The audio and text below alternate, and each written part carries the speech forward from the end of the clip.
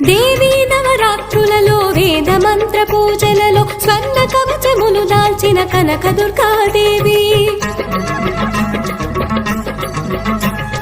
భవబంధాలను బాపే Bala Tripura Sundari నిత్యానందము కూర్చే